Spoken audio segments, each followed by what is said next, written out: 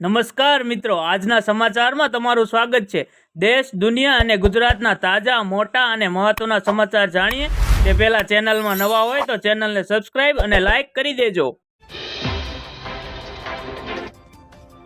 આગળના મહત્વના સમાચારની વાત કરીએ તો ભોજન સાથે પાણી મફત ના આપતા ગ્રાહકે કર્યો કેસ। હવે રેસ્ટોરન્ટને આપવું પડશે આટલું વળતર। હૈદરાબાદમાં એક રેસ્ટોરન્ટ માલિક માટે ગ્રાહકોને મફત પીવાનું પાણી પૂરું પાડવું મોંઘું સાબિત થયું। હકીકતમાં રેસ્ટોરન્ટમાં જમવા આવેલા એક વ્યક્તિએ પાણી માટે પણ પૈસા ચૂકવવા પડ્યા હતા, તેમજ તેની પાસે બળજબરીથી સર્વિસ ચાર્જ વસૂલવામાં આવ્યો હતો। ગ્રાહકે રેસ્ટોરન્ટ સામે જિલ્લા ગ્રાહક તકરાર નિવારણ આયોગ હૈદરાબાદમાં કેસ દાખલ કર્યો, જેમાં તે જીત્યો અને રેસ્ટોરન્ટને 45 દિવસની અંદર ગ્રાહકને વળતર આપવાનો આદેશ આપવામાં આવ્યો હતો। અડધા લીટરની બોટલ 50 રૂપિયામાં આપવામાં આવી હતી અને 5000 રૂપિયા વળતર ચૂકવવાનું નક્કી કરવામાં આવ્યું છે। આગળના મહત્વના સમાચારની વાત કરીએ તો ઉનાળાની કાળઝાળ ગરમીમાં હજારો મુસાફરોને મળશે એસી બસનો લાભ। સોમવારથી નવા 3 રૂટ પર દોડશે ડબલ ડેકર બસ। અમદાવાદ મ્યુનિસિપલ ટ્રાન્સપોર્ટ સર્વિસ દ્વારા જાહેર નવા 3 રૂટો પર સોમવારથી એસી ડબલ ડેકર બસો દોડાવવાનું નક્કી કરવામાં આવ્યું છે।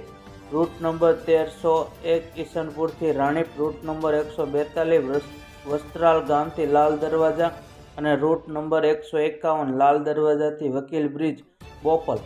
આમ આ 3 રૂટ પર સોમવારથી કુલ 7 એસી ડબલ ડેકર બસો દોડશે।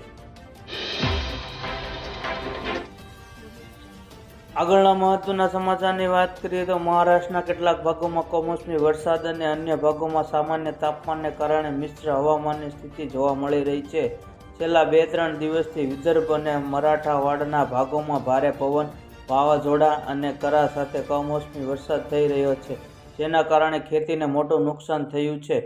પ્રાદેશિક હવામાન કેન્દ્ર નાગપુર દ્વારા આપવામાં આવેલા ડેટા અનુસાર ગુરુવારે સાંજે 5:30 વાગ્યા સુધી નાગપુર અને વર્ધા બંનેના અનુક્રમે 7 મી અને 3 મીમી વરસાદ નોંધાયો હતો।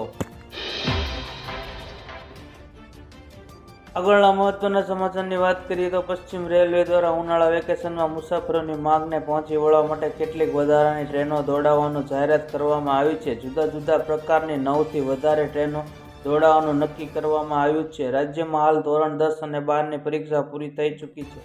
આગામી દિવસોમાં કોલેજની પરીક્ષા પૂરી થવાની છે, ત્યારે પૂર્વોત્તર રાજ્યોમાં જવા ઈચ્છતા મુસાફરો સહિત ફરવા જવા ઈચ્છતા નાગરિકોને પણ રેલવેની કન્ફર્મ ટિકિટ મળતી નથી। આ પ્રકારની ફરિયાદ ઉચ્ચ સ્તરે પહોંચ્યા બાદ પશ્ચિમ રેલવે દ્વારા આ જાહેરાત કરવામાં આવી છે।